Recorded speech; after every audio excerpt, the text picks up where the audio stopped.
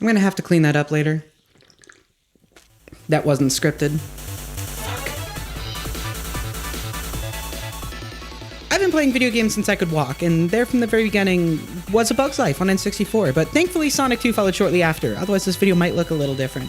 I loved my Genesis and had all the main Sonic releases, with the exception of Sonic CD, because I didn't have a Sega CD, because I'm not fucking weird.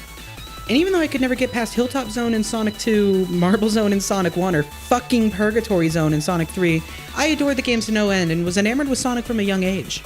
I love the way that he... well, I don't know, really. And you know, now that I'm here writing this script at 11:04 p.m. on a Wednesday, I gotta ask, like, why do I like him? Why is he the paragon of cool to me? Why do I want to be him? Kind of looks like a dork, doesn't he? Kind of looks like a rat. Kind of looks like a rat I want to kick. Kind of looks like a fucking dork. But what can I say? He was cool to me back then and he still is now. A few years after discovering my dad's dusty old Genesis, I would receive a Game Boy Advance with a copy of Sonic Advance 2 for my birthday.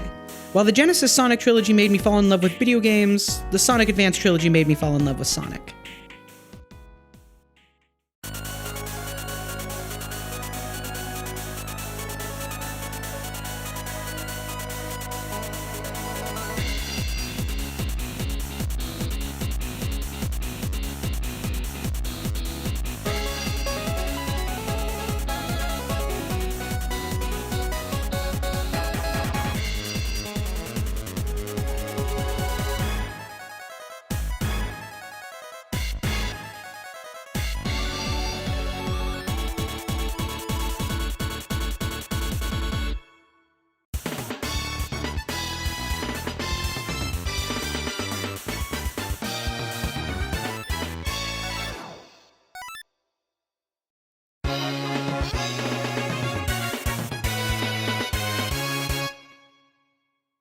Okay, so you may have gotten the impression from the intro that this video is going to be quite positive, and you'd be right for about 2/3 of the video because, oh my god, this game sucks. Okay, not really. It's fine. It's not really that bad. It's just, well, I might be getting ahead of myself.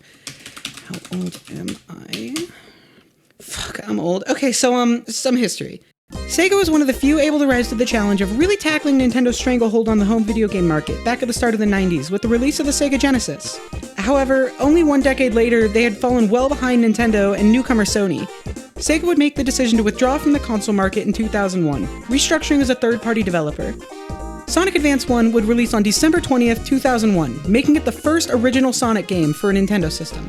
While it's hard to find exactly how much involvement Sonic Team had in its development, the vast majority of the Sonic Advance trilogy seems to have been developed by Dimps, a company made of several ex-SNK developers who helped create Sonic Pocket Adventure for the Neo Geo Pocket.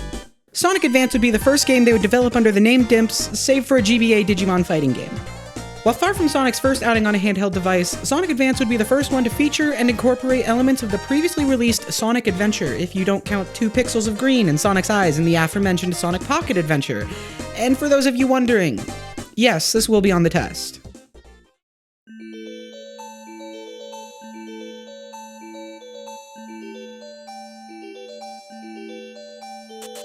So don't worry, I do actually have some good things to say about this game, but because I have a degradation kink, I'm going to start with the negatives.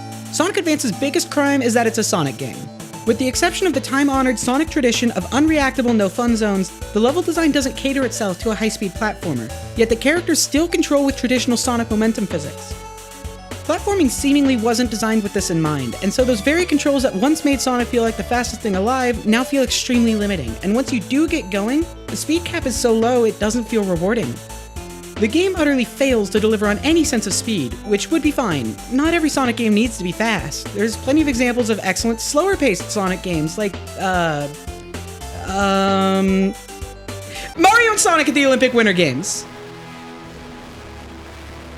But regardless, some Sonic games are faster than others, but what really sets them apart is flow. A good Sonic game should have a good sense of flow, both in how it facilitates your speed, as well as how effortlessly it can move between speed-focused sections and platforming-focused sections, never truly landing on either extreme, but constantly tugging and pulling. This is something the Genesis titles do expertly. In those games, I rarely feel like my speed is forcibly drawn to a halt, nor that I'm simply holding forward and watching the game happen. Sonic Advance just doesn't do this. Any moments that pay lip service to speed feel extremely segmented from the rest of the game. But let me be entirely fair to Dimps.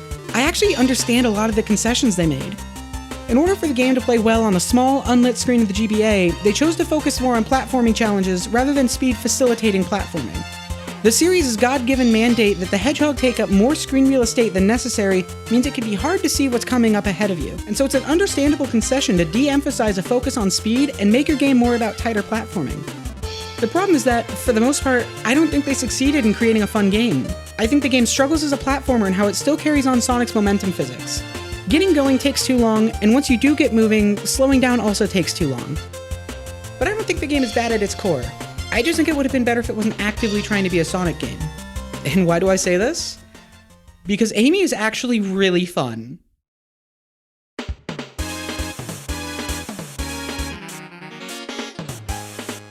Sonic Advance 1 carries on the tradition the series established all the way back in Sonic 2 of introducing a new playable character with every new 2D entry.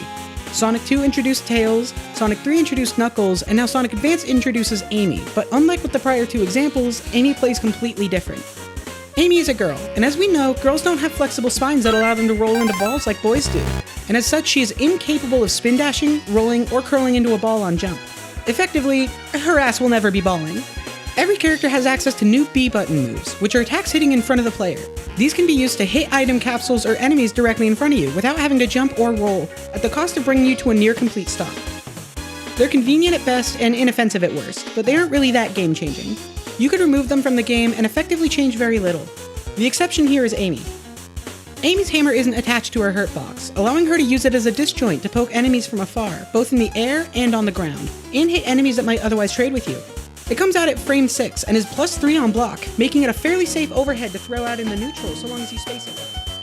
Furthermore, while her straight jump might seem like it's exclusively a downgrade, it actually grants her access to attacking off of springs and during nearly any airborne state, leaving her actionable in states where most characters are vulnerable. Amy has the ability to crouch and use her hammer, a la Sonic Adventure, granting her access to higher jumps than the others. Additionally, she can smack springs with her hammer to gain even more height, although this ends up being more awkward than anything. By virtue of her method of attack requiring more precise timing and intentionality, as well as a single quick hop replacing any form of spin dash, Amy's gameplay ends up being much more careful than the other three characters, which I think really shows how Sonic Advance 1 shines more as a slower tempo platformer than a high-speed Sonic game. If you're going to play Sonic Advance 1, I think Amy is the way to do it. With the rest of the characters, I couldn't wait to be finished recording their sections. With Amy, I wanted to play more, and I think that speaks volumes. I also suppose I need to discuss the Chao Garden. Not that it needs any introduction, but for the sake of my mother watching this video who has called it Super Mario Smash for most of my life, I'll keep it brief. Isolated to the Sonic Adventure games, the Chao Garden was a way to raise cute creatures called Chao using stat-enhancing animals or drives collected in any of the game's action stages. As their stats leveled up, they could be made to compete in increasingly more difficult races or cockfighting tournaments of legally ambiguous nature. While I'm a sweaty piece of shit speedrunner, the Chao Garden effectively was Sonic Adventure 2 for many casual players, and it's not hard to see why. My friends and I likely spent longer in the Chao Garden than we did playing the actual game. It's incredibly charming. Oft forgot, however, is the inclusion of the tiny Chao Garden in both Sonic Advance 1 and Sonic Advance 2. In function, this is just a Tamagotchi clone, which is kinda cool. The heart of the draw of Tamagotchi though was how quick and easily accessible it was. Getting to the tiny Chao Garden to feed your Morton here takes roughly 21 seconds, which isn't a lot, but it is for something as generally uninteractive as this. Additionally, your Tamagotchi would have to be fed in real time thanks to its internal clock. However, time in that tiny Chao Garden never advances, so there's not really any point. You can play some very simplistic minigames and spend rings on stat enhancements and unique Jewel Chao to transfer over to the adventures, but there's not really much to it besides that. It's a really cute concept that I'd love to see fleshed out for smartphones, but as it is here, it's nothing special. While I wouldn't call Sonic Advance an improvement on the original Genesis titles in almost any way, I think it did a decent enough job of putting Sonic on a handheld system with the readability of biblically accurate angels, in spite of all of its clunk. However, while many of its concessions were understandable for its era, nowadays we have home console power on the go, rendering the game almost entirely obsolete. And as we come to see, Sonic's high-speed gameplay could work on a handheld device. It would just take a shift in 2D Sonic design philosophy.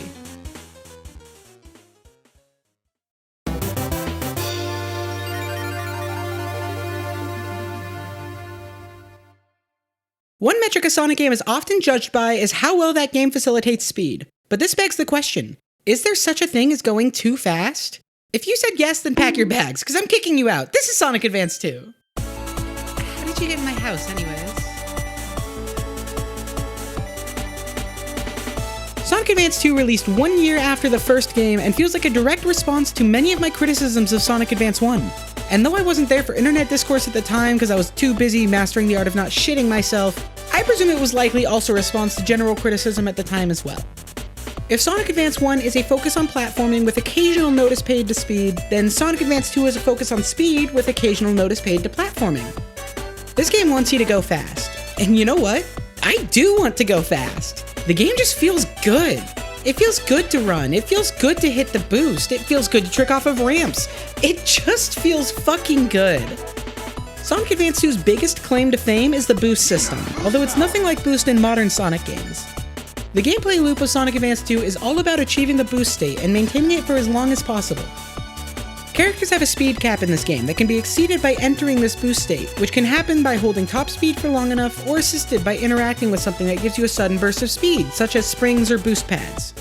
Boost mode is marked by a sonic boom, or at least the closest approximation possible given the GBA's tendency to sound like forks in a garbage disposal. Additionally, after images appear behind your character, as well as the camera panning to show more of what's ahead of you at high speeds, coming to a stop will exit boost mode until you reach a high enough speed again, rewarding your ability to think on your feet and react quickly, made easier by the aforementioned camera shift. You might be asking, that's all well and good, but what's your reward for entering the boost state? Are you able to barrel through enemies like in the Generation style games? Do you get more points? What does the boost state grant you? It grants you the satisfaction of a job well done. Okay, that's not entirely true, but really boost mode just functions similar to the Speed Shoes power-up. If anything, going boost makes the game harder, but it also makes the game more fun. It's just damn fun to go fast, and that's really all I need. Long sections exist for no other reason than to help you reach and maintain the boost state, where the game essentially plays itself save for some very light reaction and timing challenges, and I quite frankly just don't care. It's cool. Now, the perceptive among you may be outcrying that last point. But Rachi, you might be saying, you criticized Sonic Advance 1 for having segmented delineations between speed and platforming segments. Why are you praising it here? And you'd be right to bring that up. But in that game it bothers me, and in this one it doesn't, and I don't have a good defense for that. You're free to go into the comments and call me a hack and a fraud, but, well... In seriousness, this is in some part due to just how much more engaging the pseudo-on-rails speed segments are in this game than in Advance 1. It feels cooler. Some of you might argue that something feeling cool shouldn't be a factor when critically analyzing gameplay through the lens of objectivity, but I would ask you, when did you all forsake yourselves? This is Sonic the Hedgehog. Something being cool absolutely makes it better. Besides, this was never about objectivity. Like, do I look like somebody whose opinion should be taken seriously? Carrying on the tradition, also noteworthy is the addition of newcomer Cream the Rabbit and her partner Cheese the Chap. Unlocked after the first zone, Cream effectively gives the player a way to cheese the game, particularly the boss fights, which I will touch on later. Cream has Tails' power of flight, as well as the ability to command Cheese to tear flesh from bone of any enemy she has line of sight with. Cream is the game's easy mode. Fun fact, when I was younger, Cream was the only character I was able to actually beat the game with. This is because I was stupid and dumb. Amy makes a return as well, behind the second worst emerald acquisition process in the series. The player is tasked with scouring a level for all 7 special rings to enter and complete a special zone on all 7 zones with all 4 characters. So in case you were wondering, that's 28 special stages, 196 special rings, and 0 shot I'm doing all that. Thanks, Dewey14, for uploading this 100% save file from 20 years ago. Hope you're well. You ever think about how people on the internet could just be dead? Like, Dewey could have died in a house fire 10 years ago and be immortalized here on GameFAQs, and now in this video. RIP Dewey14. They would have loved youtube.com/@SuperRachi. And if you also love youtube.com/@SuperRachi, consider subscribing. It's what Dewey would have wanted.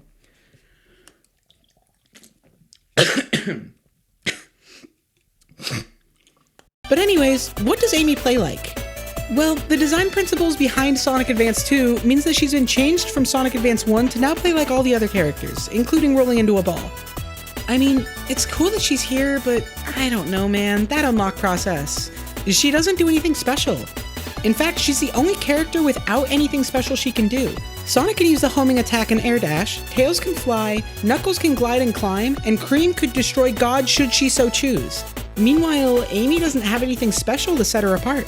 That said, I guess it's enough that she's here at all.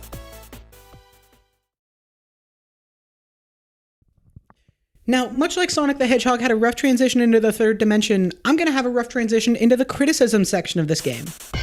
Not unlike every bullshit pandering job interview response I gave in high school, this game's greatest strength is also its greatest weakness. The insistence on speed means Sonic Advance 2's map design goes downhill faster than my hopes for a better future. I don't mean downhill in terms of quality, I mean that the levels literally slope downhill at an angle that would give the 2008 stock market crash a run for its money. This can cause some levels to feel the same a lot of the time, save for level-specific gimmicks that often end up being little more than set pieces. And really, that's the name of the game here. Much like the Sonic Adventure games it released around, Sonic Advance 2 is a spectacle platformer. The game is meant to feel cool, and to its credit, it does feel really cool. I grew up with the adventure games, so I love holding forward and watching the characters do cool things. Now, before I give the wrong impression, this isn't a hold forward to win kind of Sonic game. Holding forward mindlessly will get you killed. In fact, maybe holding forward gets you too killed. Yes, my fellow gamers, since time immemorial, our world's greatest minds have grappled with seemingly insurmountable questions, such as the nature of free will, how to properly pronounce Arceus, and why Dino Nuggets taste so much better than regular nuggets. But perhaps no question remains quite so insurmountable as how to design a Sonic game that doesn't equate difficulty with unreactable horseshit! You see, Sonic Advance 1 was convicted of punishing speed with enemies and spikes, but this game looks the judge dead in the eyes and threatens them with a slow-moving square of crushed death. Nigh unreactable death pits are plentiful, and the game loves to throw enemies in your way you had no chance of reacting to on account of Sonic X here. These problems are in almost every Sonic game, where the further into the game you get, the more maintaining flow demands level memorization or inhuman reactions, but they're particularly egregious here. Oftentimes, you have no way of knowing if a gap is going to be a death pit before dropping in, but once you do, you'll have plenty of time to think about it on your way down. But at the end of the day, this is something that can be worked around after a death. The game is liberal enough with rings that you'll usually have a decent surplus of lives, so as long as you remember where the spot is after a death and don't do it next time, it's manageable. The same cannot be said for the bosses. These are a bad time. In theory, it's cool, running after the boss moving backwards, forcing you to take advantage of the game's speed. The problem is that it's not fucking fun. The ground on some levels will slope up or down, causing some of your jumps to have their trajectory affected and jump right into one of Eggman's attacks. The format overall just feels like it limits your control rather than feeling fast. They throw enough rings at you to make it more a war of attrition and a battle of your patience than anything, as it takes forever to catch up after taking or dealing a hit. Admittedly though, Sonic's air dash does make these fights a bit more tolerable. Speaking of Hedgehog, you'll want to use him for these boss fights. Unlike in Sonic Advance 1, which had all 4 characters available right out of the gate, Sonic Advance 2 has characters rescued and subsequently unlocked by completing boss fights every couple levels. But for some asinine reason, Sonic is the only character that can unlock other characters. Reach Music Park is Cream, Tails won't be there. Reach Sky Canyon is Tails, Knuckles took a sick day. It really undercuts the multiple characters approach. Thankfully, Sonic games always learn from their mistakes, and this arbitrary restriction was cut from Sonic Advance 3.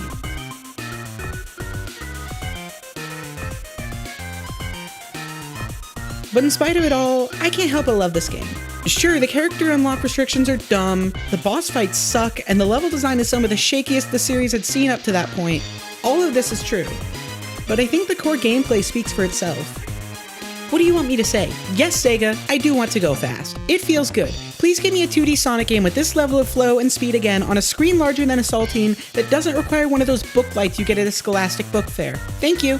Review done. With another chance, the trilogy might blossom into something truly spectacular. Iron out the flaws and usher in a more polished title, and we might have one of the best Sonic games ever made. But even if this was the best it got, it would still be a respectable legacy for the Advanced subseries. However, thankfully for the purposes of rising narrative tension, it wouldn't be.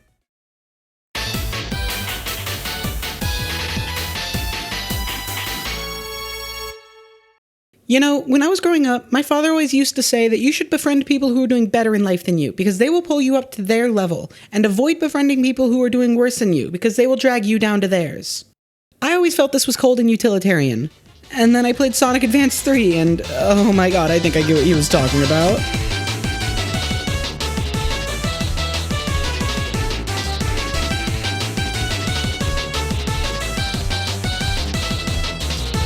In case it wasn't clear, Sonic Advance 3 is the third Sonic Advance game released in the Sonic Advance trilogy. Releasing a year and a half after 2, 3 would again seek to shake things up. Sonic Advance 1 innovated the art of extreme mediocrity, Sonic Advance 2 innovated the art of crack cocaine, and now Sonic Advance 3 is here to teach us how to make friends. The big thing here is the team mechanic. Tails has made a habit of bottoming for Sonic since his debut in Sonic 2, but now Tails can finally top. In fact, everyone in this game is a Switch, with any character able to be paired with any other character in either the lead or partner position. With all 5 characters returning from Advance 2, that makes 20 different possible team combinations. And yes, I do mean 20. And these combos aren't just for show either, not even close. Every character team has a unique modifier. For instance, when Sonic is in either position, any character has access to the boost mode from Sonic Advance 2. Tails usually gives teams more vertical movement and the ability to trick off of springs and ramps. Knuckles will generally increase your primary character's combat capabilities, Cream grants access to the God Slayer and some brand of the homing attack, and Amy grants the hammer and makes your character straight jump. That's not all though. All partner characters give the primary character access to their unique tag actions, performed by holding the R button until the partner character jumps into your arms. The team you choose can get pretty deep. For instance, Tails and Sonic are the best for time attack on account of Sonic's instant boost tag action and Tails' flight not slowing his horizontal momentum. Hey, quick tangent, editing Ratchi here.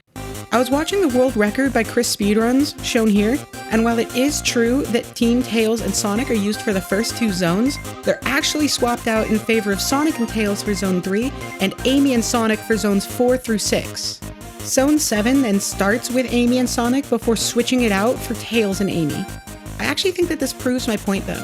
Despite the changing characters resulted in immediate time loss, with the fastest method being to restart the game, which, don't worry, we will talk about, there are some character combinations that just excel at certain things, such that it is worth the immediate time loss for the time gained going forward.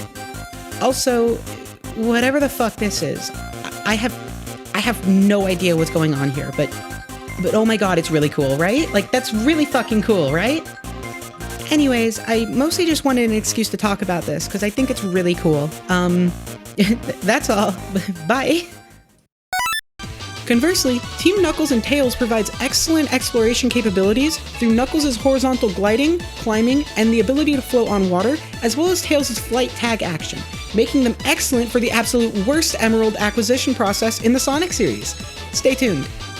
There's so many things I just don't have the time to get into, like how Amy gives Sonic a snowboard on grind rails for some reason, or how Tails' flight gets better in a hammer when paired with Amy, or how Sonic gets the bounce bracelet when paired with Knuckles, or how Amy's hammer flip gives her a small boost with Tails, or how Sonic's chow flies forward like a bullet, or how Cream Tails gets green carousel, I know I've belabored the point, but I just want to get across how much work was put into the team mechanic and how cool it is. It's got its flaws, but for my money, it's one of the coolest things 2D Sonic has ever done. But because it's a Sonic game, you already know every cool thing has to have some sort of asterisk. You'll never guess what they did again. Characters are unlocked at the end of the 3rd act on the 2nd, 4th, and 6th zones of the game. And there's cutscenes.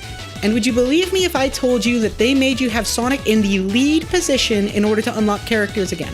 You can play the entire game with Tails as the lead and Sonic as your partner, defeat Eggman at the final zone, and never unlock a single character.